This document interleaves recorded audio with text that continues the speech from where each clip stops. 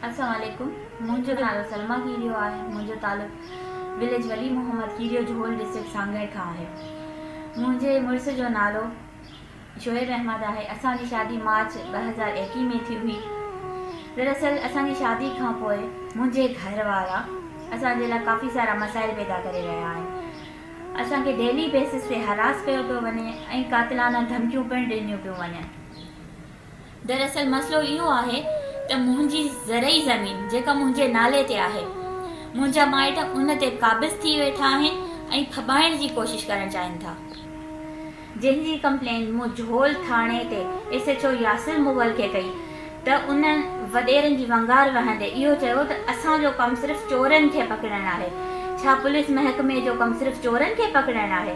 कंहिं मज़लूम खे इंसाफ़ ॾियारणु नाहे? हिन वक़्तु मुंहिंजी ज़मीन ते जेको क़ाबिज़ आहे उहो मुंहिंजो मासात गुलाम मुस्तफ़ा कीरियो इलियास बबलू आहे, जंहिंखे सपोर्ट करे रहिया आहिनि मुंहिंजो सॻो भाउ ज़ोहेब हुसैन कीरियो, निगाह भाइर मुनवर हुसैन कीरियो, मुज़फ़र हुसैन कीरियो ऐं सफ़दर हुसैन कीरियो।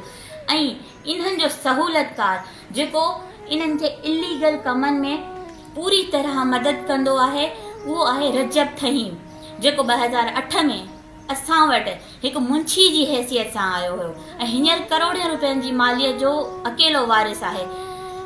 आख़िर उन एतिरो जल्दी एतिरी मिल्कियत ऐं एतिरी प्रॉपर्टी किथां कमाई? उन इहो रजब थहीम पहिरें नंबर जो गुंडो ऐं बदमाश आहे, जेको मुंहिंजे मुड़ुस जे मुखालिफ़नि खे ऐं मुंहिंजे मुखालिफ़नि खे चवे थो त अचो त गॾिजी हिननि ॿिन्हिनि खे मारायूं। हाणे मूंखे न मुंहिंजी ज़मीन काहिण ॾियनि था ऐं न ई वरी विकिरो करणु ॾियनि था। ऐं हाणे अपील थी कयां सिंध जी बाशऊर अवाम सां, बिलख़ुसूस सांगड़ जी बाशऊर अवाम सां, त मुंहिंजो साथ ॾियो ऐं मूंखे इंसाफ़ वठाए ॾिनो वञे। पुलिस जा धिका खाई खाई ऐं बेज़ार थी चुकी आहियां।